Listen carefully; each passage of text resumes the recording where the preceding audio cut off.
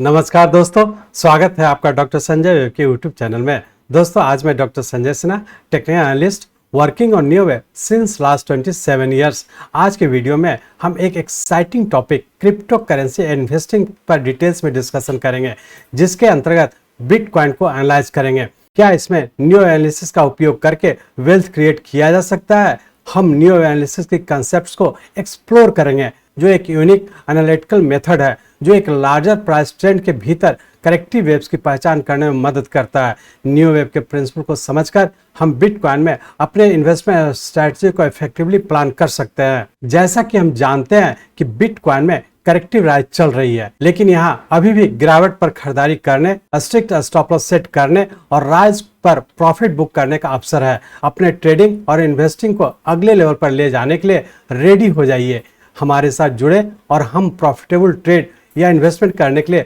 New analysis और इसके application को जानेंगे। तो चलिए हम लोग इन सभी कुछ को जानने के लिए चलते हैं बिटकॉइन के रियल चार्ट पर। ये हम लोग का बिटकॉइन का मंथली चार्ट है और इस मंथली चार्ट में हम देख पा रहे हैं कि हम लोग के पास जो डाटा है ये नवंबर 2011 से है और यहाँ पे हम लोग का जो लोएस्ट पॉइंट है यही लोएस्ट पॉइंट हम लोग का 0 पॉइंट है और यहाँ से हम लोग का राइजिंग ट्रेंड कंटिन्यू हो चुका है। अब यहाँ से हम लोग देख पा रहे हैं कि नवंबर 2011 में जो 0 पॉइंट है यहाँ से एक राइजिंग ट्रेंड के फॉर्म में नवंबर 2013 तक कंटिन्यू किया और इसके बाद यहाँ से एक करेक्टिव फॉल में इंटर कर चुका है कि यहाँ से जब हम लोग 0 पॉइंट से एक ट्रेंड लाइन ड्रॉ करते हैं तो इस पॉइंट से टच करते हुए आगे की ओर कंटिन्यू करता है। नवंबर 2013 में फर्स्ट वेव कंप्लीट करने के बाद करेक्टिव फॉल में इस पॉइंट पे कंप्लीट किया और यहाँ से पुनः हम लोग थर्ड वेव की ओर कंटिन्यू कर चुके हैं। तो हम लोग ऐसा कर सकते हैं कि 0 पॉइंट ये वाला पॉइंट से हमारा सेकंड पॉइंट ये हो गया और यहाँ से हम लोग का थर्ड वेव ऊपर कंटिन्यू कर चुका है। अब हम लोग फाइनली ये कर सकते हैं कि 0 पॉइंट हमारा ये पॉइंट हो गया जो नवंबर 2011 में यहाँ पे कंप्लीट करने के बाद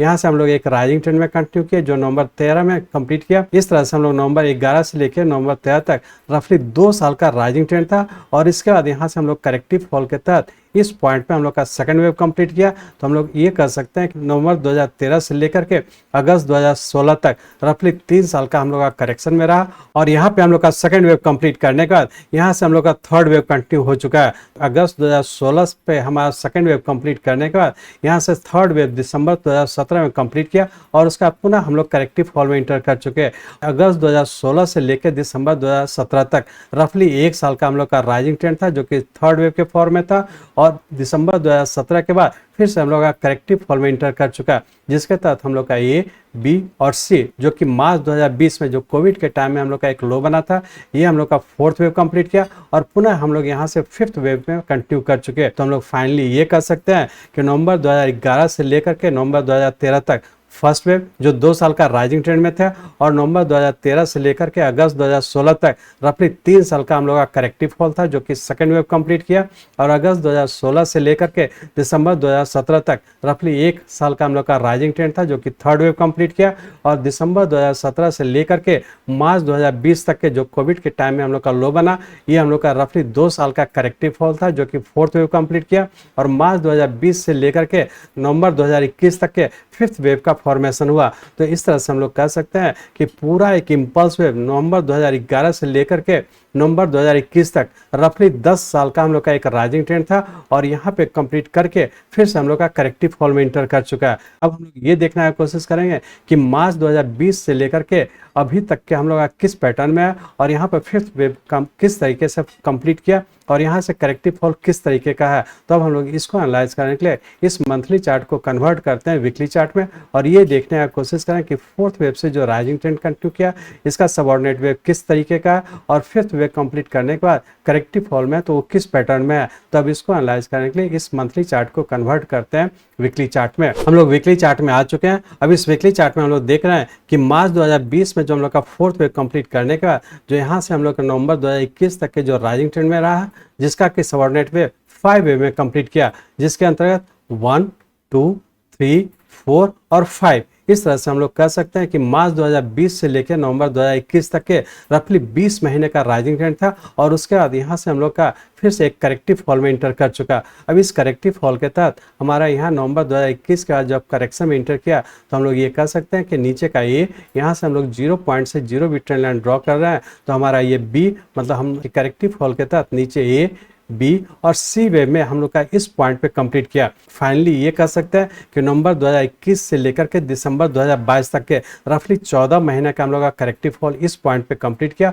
और पुनः यहाँ से हम लोग का ऊपर की ओर कंटिन्यू कर चुका है। अब हम लोग ये देखने का कोशिश करें कि यहाँ पर जो एक करेक्टिव फॉल कंप्लीट किया, ये हमारा इस बड़े टाइम फ्रेम का जो हम लोग का रफली 10 साल का राइजिंग ट्रेंड था उसका करेक्शन कंप्लीट किया करके फिर से राइजिंग ट्रेंड में इंटर किया। या फिर हम लोग ऐसा कर सकते हैं कि यहाँ से नवंबर 2021 से लेकर जो दिसंबर 2022 तक के हो सकता है कि बड़े टाइम फ्रेम का ए हो गया और फिर से बी वेव में, मतलब दोनों ही कंडीशन में या तो पूरा करेक्शन कंप्लीट करके फिर से ऊपर कंटिन्यू करता है तो फिर से नया हाई बनने की संभावना है, और यदि करेक्टिव राइज भी होता है तो कम से कम इसका पूरा जो फॉल हुआ है जी हमारा बड़े टाइम फ्रेम का हम लोग का ए वेव बना और फिर से बी वेव में भी जाता है तो फिर से हो सकता है कि इस पॉइंट तक जाने की संभावना है। अब हम लोग ये एनालाइज करने का कोशिश करेंगे कि यहाँ पे करेक्शन जो दिसंबर 2022 के पास करेक्शन पूरा करने का जो राइज ट्रेंड हुआ ये करेक्टिव राइज में है या इम्पल्स वेव में है। तो इसको एनालाइज करने के लिए अब इस वीकली चार्ट को कन्वर्ट करते हैं डेली चार्ट में और ये देखने की कोशिश करेंगे कि दिसंबर 2022 से जो हम लोग ऊपर कंटिन्यू किया ये किस पैटर्न में है और आने वाले समय क्या होने की संभावना है। तो अब इस वीकली चार्ट को कन्वर्ट करते हैं डेली चार्ट में। हम लोग डेली चार्ट में आ चुके हैं। अब इस डेली चार्ट में हम लोग देख रहे हैं कि दिसंबर 2022 में जो हम लोग का यहाँ पे एक कंप्लीट ऊपर से जो करेक्शन था जो पूरा किया और यहाँ से हम लोग का एक जो राइजिंग ट्रेंड में ऊपर कंटिन्यू किया, तो इस राइजिंग ट्रेंड के तहत यहाँ पे हम लोग देख रहे हैं कि ऊपर का ए और बी, इसके बाद करेक्टिव फॉल में बी और फिर सी, मतलब यहाँ से जो राइज हुआ जो 0 पॉइंट था और यही हम लोग का जो राइज हुआ ये 3 वेव में हुआ और 3 वेव बनने के बाद फिर से यहाँ पर एक्स वेव का फॉर्मेशन हुआ। मतलब हम लोग ऐसा कह सकते हैं कि बहुत ज़्यादा संभावना है कि जो पिछले 14 महीने से हम लोग का जो करेक्टिव फॉल था उस टाइम फ्रेम का हो सकता है कि करेक्टिव राइज में ऊपर कंटिन्यू कर चुके हैं। अब इस करेक्टिव राइज के तहत हम लोग का यहाँ से ए बी और सी, यहाँ पे हम लोग का एक बड़े टाइम फ्रेम का हम लोग का ए बना और उसका फिर से हम लोग का यहाँ से जो फॉल हुआ वो करेक्टिव फॉल के तहत एक्स वेव का फॉर्मेशन हुआ और पुनः यहाँ से हम लोग फिर से ऊपर कंटिन्यू कर चुके हैं। उसके तहत हम लोग का ये और फिर से हम लोग का यहाँ पे करंट सिचुएशन हम लोग करेक्शन में है। अब हम लोग ये देखने की कोशिश करेंगे कि यहाँ से जो ऊपर की ओर करेक्टिव राइज था ये हम लोग का ए बी सी मतलब 3 सबऑर्डिनेट वेव में ऊपर कंटिन्यू किया और उसका पूरे का चूंकि हम लोग यहाँ से जब 0 पॉइंट से ट्रेंड लाइन ड्रॉ कर रहे हैं तो ये 0 ट्रेंड लाइन को ब्रेक करता है तो ये इंडिकेट कर रहा है कि ये करेक्टिव राइज है और पुनः ये हम लोग का करेक्टिव राइज पूरा करके एक्स वेव के फॉर्म में नीचे करेक्शन पूरा करके फिर से ऊपर कंटिन्यू किया। अब हम लोग ये कह सकते हैं कि यदि शॉर्ट टर्म या मीडियम टर्म दोनों टाइम फ्रेम की बात करें तो हम लोग का दिसंबर 2022 से ऊपर करेक्टिव राइज में है और अभी भी ऊपर रहने की संभावना है। तो हम लोग का शॉर्ट टर्म और मीडियम टर्म में करेक्टिव राइज में है, लॉन्ग टर्म में भी हम लोग का करेक्टिव राइज में है। चूंकि हम लोग का जब टॉप से हम लोग का जब 14 महीने का करेक्टिव फॉल था उसके पूरे के करेक्टिव राइज में है। अब उस करेक्टिव राइज के तहत हम लोग का एक पैटर्न यहाँ पे कंप्लीट किया जो 3 सबऑर्डिनेट वेव में किया और उसका फिर पूरे का करेक्शन मतलब यहाँ से जो करेक्टिव राइज था उसका पूरे के करेक्टिव फॉल में हम लोग यहाँ पे एक्स वेव के फॉर्म में कंप्लीट किए जो कि जून 2023 में कंप्लीट किया और पुनः यहाँ से हम लोग फिर से एक करेक्टिव राइज में इंटर कर चुके हैं। अब हम लोग ये देखने की कोशिश करेंगे कि 15 जून 2023 से जो राइज हुआ किस पैटर्न में हुआ और आने वाले समय क्या होने की संभावना है। लेकिन यहाँ से एक क्लियर इंडिकेशन मिल गया कि यहाँ से जो राइज हो रहा है वो करेक्टिव राइज हो रहा है और बहुत ज़्यादा संभावना है उस करेक्टिव राइज के तहत यहाँ पे एक्स वेव कंप्लीट करने का पुनः हम लोग ए मतलब फिर से जो करेक्टिव राइज के तहत ए और बी मतलब फिर हो सकता है कि करेक्टिव फॉल में इस पॉइंट तक आने की संभावना और यहाँ पे करेक्टिव फॉल पूरा करके फिर से ऊपर ही कंटिन्यू रहने की संभावना। तो हम लोग ये कह सकते हैं कि शॉर्ट टर्म मीडियम टर्म दोनों ही टाइम फ्रेम के लिए मतलब मीडियम टर्म और शॉर्ट टर्म दोनों टाइम फ्रेम के लिए हम लोग का जो स्टॉप लॉस होगा ये वाला पॉइंट होगा। क्योंकि यहीं से हम लोग का फिर से करेक्टिव राइज में इंटर किया तो शॉर्ट टर्म और मीडियम टर्म के लिए स्टॉप लॉस ये वाला होगा। लेकिन वेरी शॉर्ट टर्म में हो सकता है कि हम लोग करेक्टिव फॉल में रहने की संभावना। तो अब हम लोग ये देखेंगे कि वेरी शॉर्ट टर्म में करेक्टिव फॉल में कहाँ तक आने की संभावना और कहाँ पे पूरा करके फिर से ऊपर कंटिन्यू रहने की संभावना। तो अब हम लोग इस डेली चार्ट को कन्वर्ट करते हैं 4 आवरली चार्ट में। ये हम लोग का 4 आवरली चार्ट है और यहाँ पे हम लोग देखे थे कि हम लोग का यहाँ पे एक्स वेव कंप्लीट किया जो कि 15 जून 2023 को कंप्लीट किया और पुनः यहाँ से हम लोग एक इम्पल्स वेव के फॉर्म में मतलब इस subordinate wave very short term के एक इम्पल्स वेव 1 2 3 4 और 5 वेव में कंप्लीट किया जिससे बड़े टाइम फ्रेम का हम लोग का ये वेव बना जो कि हम लोग का 23 जून 2023 को कंप्लीट किया। तो हम लोग ये कह सकते हैं कि यहाँ पे एक्स वेव बनने के बाद एक 5 वेव का फॉर्मेशन ऊपर गया और फिर से पुनः हम लोग एक करेक्टिव फॉल में इंटर कर चुके हैं। तो चूंकि ये 5 वेव में गया है तो बहुत ज़्यादा संभावना है कि इसका जो करेक्शन होगा ये जिगजैग के फॉर्म में ऊपर कंटिन्यू कर रहा है और उस जिगजैग के तहत हमारा ये और नीचे करेक्टिव फॉल में इसका पूरे का 61.8% के आसपास आना चाहिए, जो कि रफली इस पॉइंट के आसपास आता है। तो हम लोग ऐसा कर सकते हैं कि हमारा ऊपर का जो कंटिन्यू किया है, मतलब यहाँ पे शॉर्ट टर्म का जो ऊपर का करेक्टिव राइज में कंटिन्यू किया उसके तहत सबऑर्डिनेट वेव ए और बी हम लोग का यहाँ पे बी वेव बनने की संभावना, और अभी हम लोग उस बी वेव का सबऑर्डिनेट वेव ए और बी में है। मतलब यहाँ से जो एक 5 वेव में ऊपर कंटिन्यू किया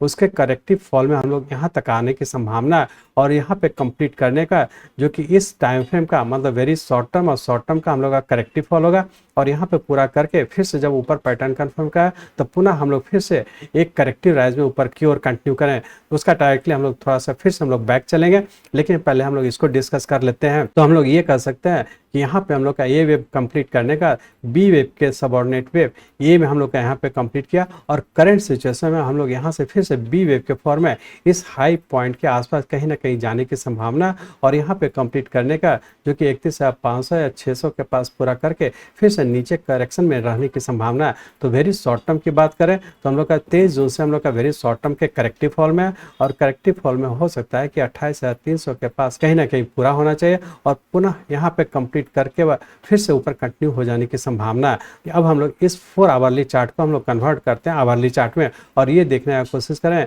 कि इसके सबऑर्डिनेट वेव किस करेक्शन में है। तो अब हम लोग चलते हैं 4 आवरली चार्ट से आवरली चार्ट में। हम लोग आवरली चार्ट में आ चुके हैं। अभी इस आवरली चार्ट में देख रहे हैं कि हम लोग का यहाँ पे ए वेव कंप्लीट किया और यहाँ पे हम लोग का बी वेव पूरा करके फिर से करेक्टिव राइज में है। तो हम लोग ये कर सकते हैं कि वेरी शॉर्ट टर्म के तहत नीचे ए मतलब 3 सबऑर्डिनेट वेव बी और सी, यहाँ पे हम लोग का उससे बड़े टाइम फ्रेम का ए और हम लोग का बी वेव के फॉर्म में ऊपर कंटिन्यू है। तो बहुत ज़्यादा संभावना है कि आने वाले 2-3 दिन में करेक्टिव राइज के तहत 31,500 या फिर 31,800 के पास पूरा करके और फिर से हम लोग का हो सकता है कि नीचे यहाँ तक भी आने की संभावना, मतलब अभी बहुत ज़्यादा संभावना है कि अभी 1 से 2 सप्ताह एक छोटे से रेंज बाउंड के तहत ऊपर 31,800 और नीचे 28,900 इसी रेंज बाउंड में रहने की संभावना। ऊपर छोटा छोटा ट्रेड करें और ध्यान रखें कि वेरी शॉर्ट टर्म में हम लोग का करेक्टिव फॉल है और जब भी हम लोग का नीचे पूरा करके फिर से जब ऊपर पैटर्न कंफर्म करें छोटे टाइम फ्रेम में तो फिर से हम लोग ऊपर कंटिन्यू कर जाएंगे, जो कि हम लोग का शॉर्ट टर्म का ऊपर करेक्टिव राइज में रहेगा, जिसके तहत हम लोग देखते हैं कि क्या टारगेट होने की संभावना है।